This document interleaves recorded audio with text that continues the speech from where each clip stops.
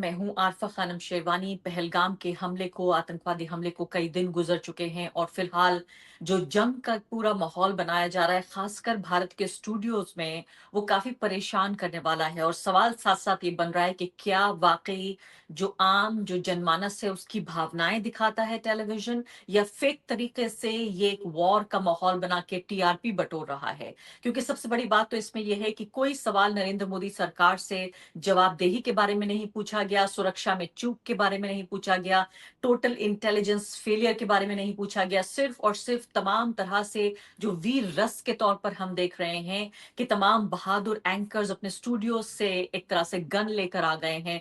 क्या इस सबको इस तरह से देखा जाए कि कोई ये इंडिकेशन है कि वाकई कोई जंग होने वाली है भारत और पाकिस्तान के बीच? क्या भारत और खासकर प्रधानमंत्री के उस बयान के बाद मैं इसको हाईलाइट करना चाहती हूँ, जिसमें वो मिट्टी में मिलाने की बात कर रहे हैं और सबक सिखाने की बात कर रहे हैं बिहार के पॉलिटिकल स्टेट से जहां चुनाव होने वाला है, तो क्या कोई जंग की संभावना है? ये सवाल नंबर एक है। दूसरा सवाल ये है कि अकाउंटेबिलिटी यानी जवाबदेही कैसे तय होगी? पुलवामा का इंतजार कई साल बाद हम अभी भी कर रहे हैं, 5 साल से ज्यादा गुजर गए, कि जवाबदेही हमें मिले कि आखिर गलती किन अधिकारियों की थी, किन नेताओं की थी, किन नीतियों की थी।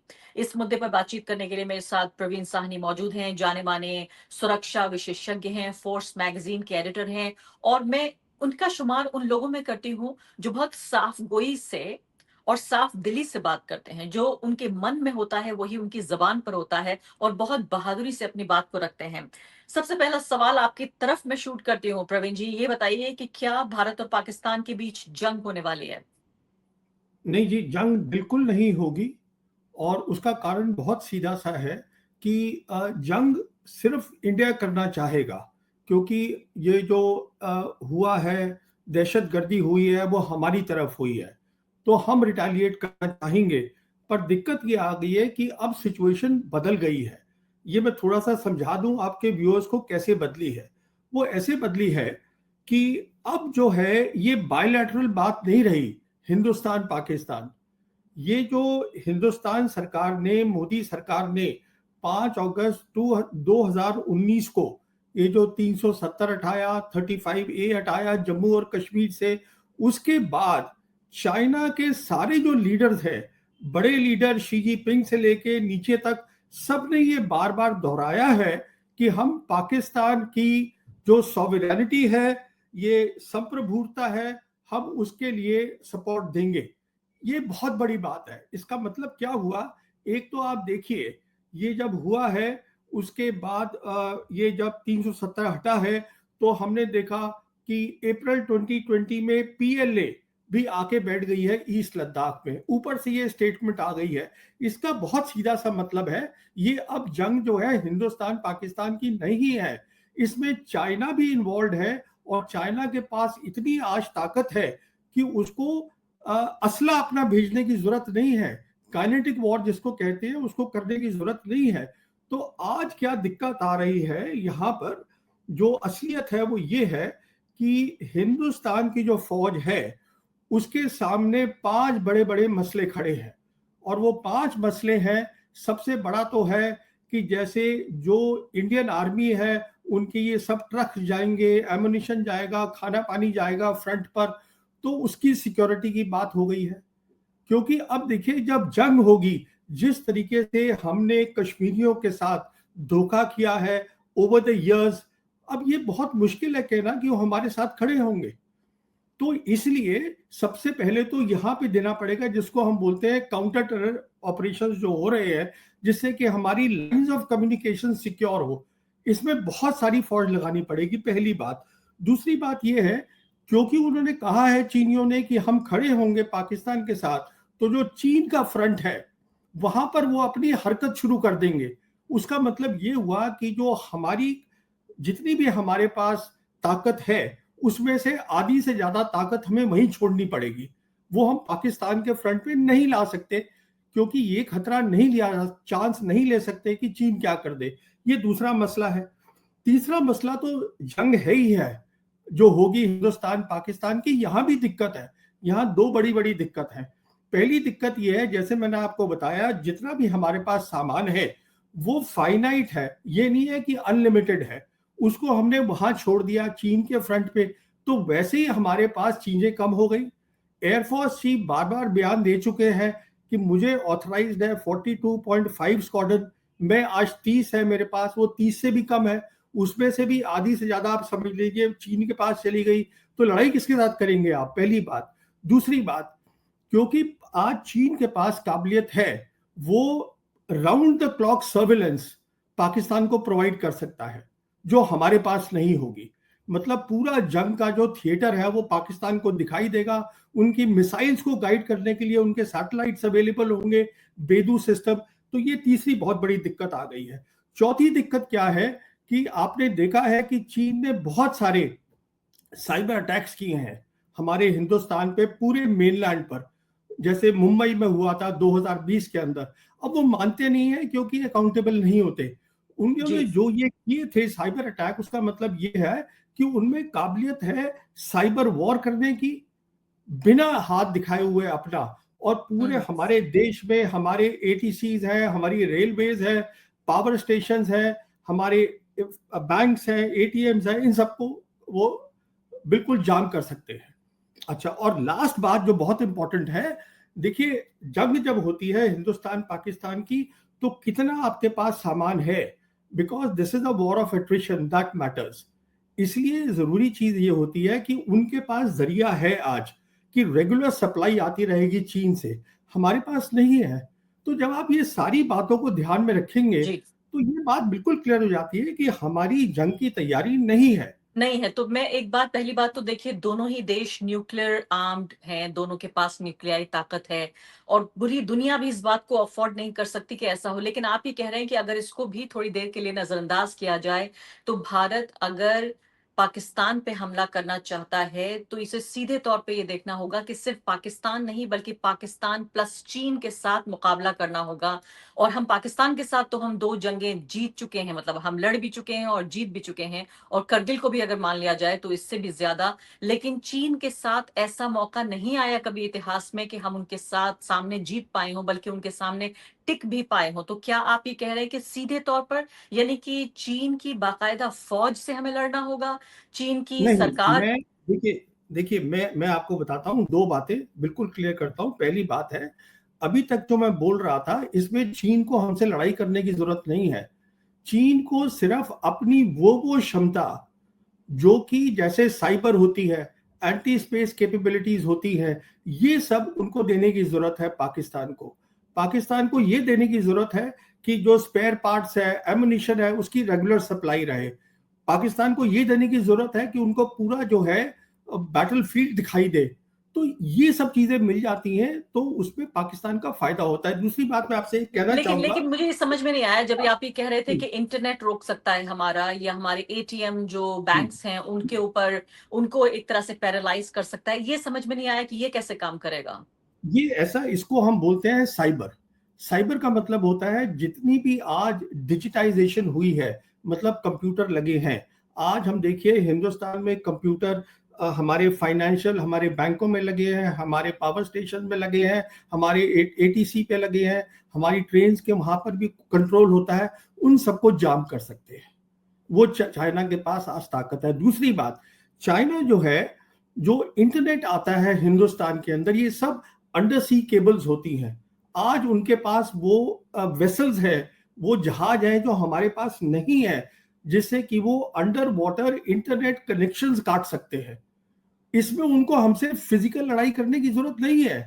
अच्छा, हम्म। दूसरी मैं एक बात आपके व्यूअर्स को और बताना चाहता हूँ, वो बहुत सीधी सी है। देखिए हमने जंगें लड़ी हैं पाकिस्तान के साथ, हिंदुस्तान पाकिस्तान की जंगें हुई हैं। जब पहली जंग हुई थी कश्मीर की, तो एक सीज फायर लाइन बनी थी, वो बनी थी 1 जनवरी 1949 को। समझिए इस बात को, वो वाली मिलिट्री लाइन आज भी कायम है ग्राउंड पर, as the line of control, दूसरे नाम के साथ। इसका मतलब ये हुआ, वेस्टर्न थिएटर में हम कभी भी पाकिस्तान को पूरी तरीके से नहीं हरा पाए हैं। ये हम्म। आप प्लीज बात समझिए। ये जो हम बोल देते हैं कि हमने 71 की जंग जीती है, वो 71 जो था वो बांग्लादेश हमने बनाया, वहां तो हम्म। पाकिस्तान वैसे भी कुछ नहीं कर सकता था, लेकिन क्योंकि वो करगिल की अपनी, करगिल की जंग को क्या कहेंगे फिर आप? देखिए कारगिल तो जंग थी ही नहीं। कारगिल को मैं कॉन्फ्लिक्ट बोलता हूं, उसका ये एक गैम्बल था मुशर्रफ का। मुशर्रफ ने अपनी एयरफोर्स नहीं लगाई, मुशर्रफ ने अपनी नेवी नहीं लगाई। जब तक आप अपनी पूरी ताकत नहीं लगाते हैं तो वो जंग होती ही नहीं है। और हमारा एजेंडा ये था कि जो हमारा एरिया है उससे हम पाकिस्तानियों को हटाएं वहां से, हमारा लिमिटेड एम था। तो हमने वो किया। और देखिए, क्योंकि उन्होंने अपनी एयरफोर्स यूज नहीं करी, इसलिए हम अपनी आर्टिलरी को डायरेक्ट फायर में यूज कर पाए।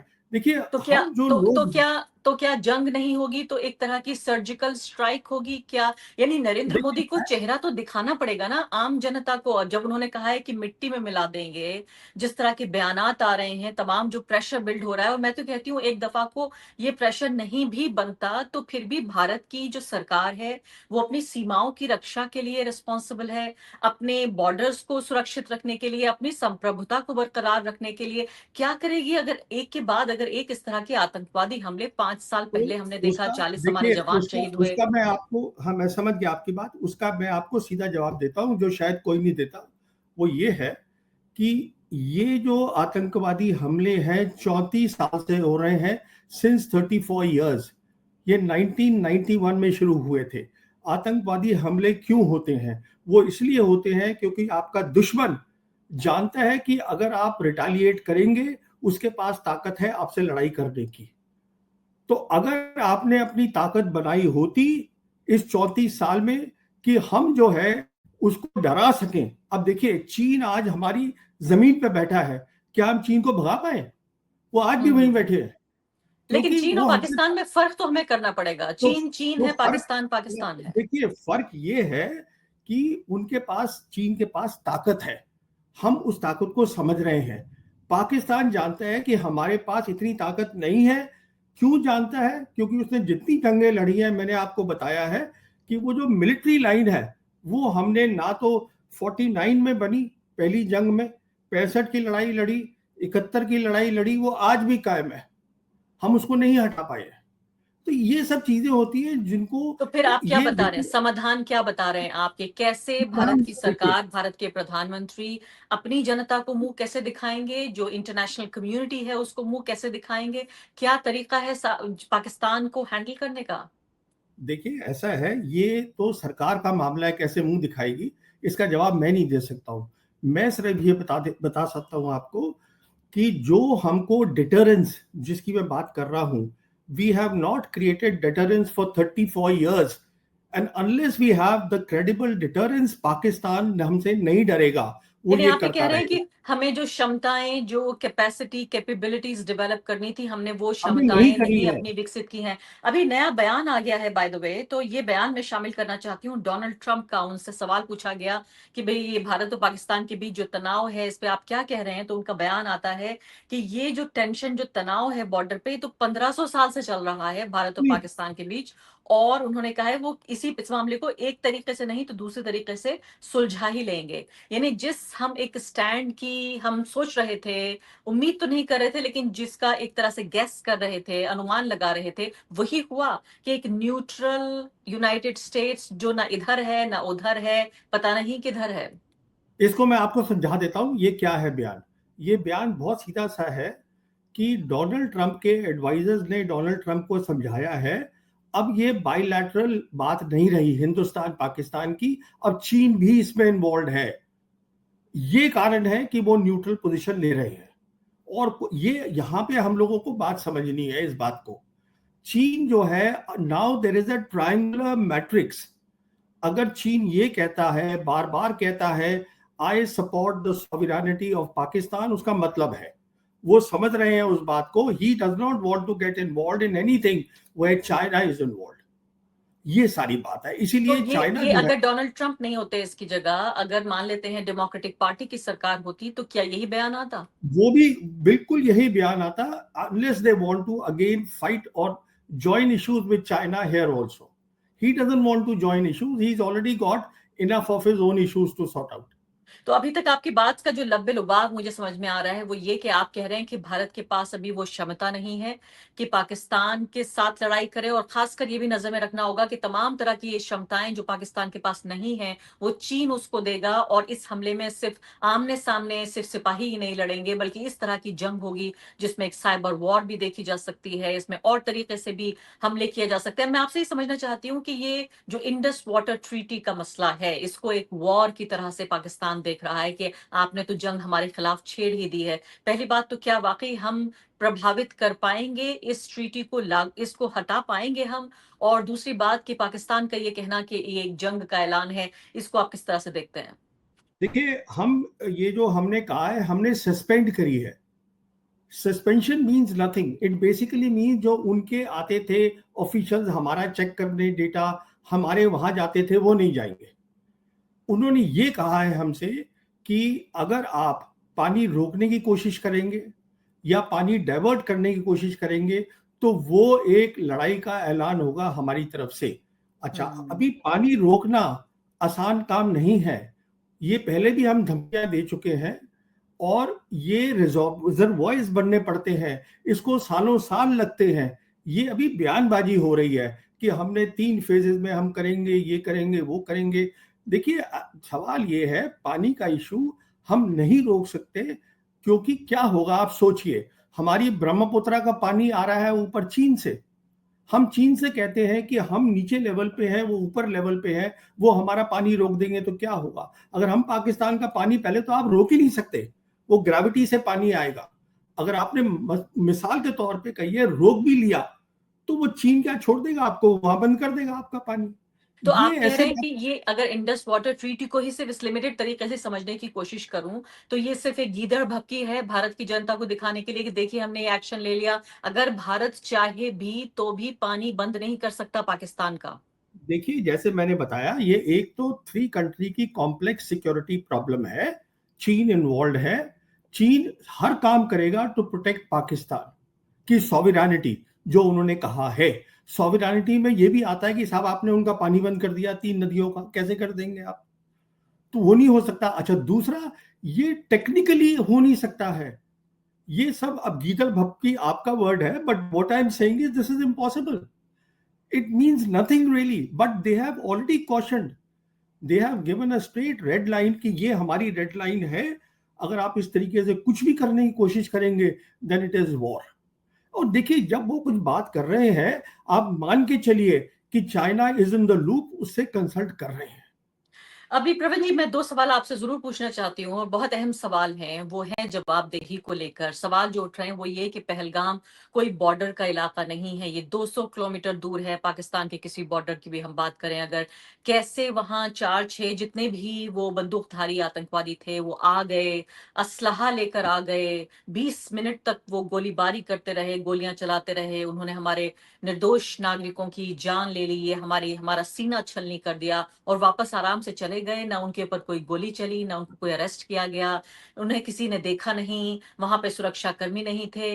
क्या ये तथ्य जो मैं आपके सामने रख रही हूँ, क्या इस बात से आप सहमत हैं कि ये हमला आपको हैरान करता है जिस जगह पर खासकर ये हुआ है, और बिना किसी रुकावट के ऐसा लगा कि वो पिकनिक मनाने आए थे और ये खूंखार तरीके से अपने हाथ खून से रंग के वापस चले गए? देखिए, मैं इस पूरे नैरेटिव से अग्री नहीं करता हूं। मैं आपको बताता हूं मैं क्यों अग्री नहीं करता हूं।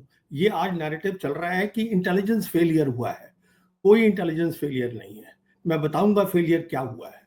इंटेलिजेंस फेलियर इसलिए नहीं है, जब भी टेरर अटैक्स होते हैं, जो टेररिस्ट होता है, आप कितनी भी फौज लगा लीजिए, आप हर चप्पे चप्पे पे फौज को खड़ा नहीं कर सकते। कहाँ पे अटैक करना है, किस क्वांटम में करना है, किस समय करना है, वो इनिशिएटिव हमेशा टेररिस्ट के पास रहेगा। अगर वो यहां नहीं करता तो कहीं और करता। क्यों करता? क्योंकि आपने कहा कि अब नॉर्मलसी आ गई है कश्मीर में, तो 35,000 टूरिस्ट आ गए। अब वो टूरिस्ट जो है, वो 35,000 यहाँ पे तो नहीं है ना, वो और जगह भी है। अब 30,000 वापस चले गए हैं। कहने का मतलब ये है, प्रॉब्लम उसमें आप नहीं कुछ कर सकते हैं। अभी वो कह देंगे हाँ साहब हमने इसको प्लग कर दिया, वो अगली बार फिर कर देगा, क्योंकि इनिशिएटिव उसके पास है, आपके पास नहीं है, टेररिस्ट के पास है। वो लेकिन तय लेकिन ऑल करेगा। पार्टी मीटिंग में भारत की सरकार ने ये बात मानी है कि उनसे चूक हुई है। देखिए वो, क्योंकि ये ऑपोजिशन की हमारी गलती है। ऑपोजिशन को कहना चाहिए था कि साहब आप बताइए, आपने स्टेट में नॉर्मलसी कैसे डिक्लेयर कर दी, जबकि सुनिए, जबकि एक भी सोल्जर आपने कम नहीं किया, स्ट्रेंथ आपने कम नहीं करी वहां से नफरी, बिल्कुल पहली बात। दूसरी बात, जो आपका ये है क्या बोलते हैं, जो चीफ मिनिस्टर है of such a border state, उसके पास लॉ एंड ऑर्डर ही नहीं है। Police paramilitary are not under him. अभी अमित शाह आया था पीछे, होम मिनिस्टर, तो उसमें जो यूनाइटेड जो हेडक्वार्टर्स की मीटिंग हुई थी उसमें उमर अब्दुल्ला था ही नहीं। अगली बात सुनिए, वो मीरवाइज जो है उसको हर फ्राइडे को ये बंद कर देते हैं, and he is not able to lead the Friday prayers.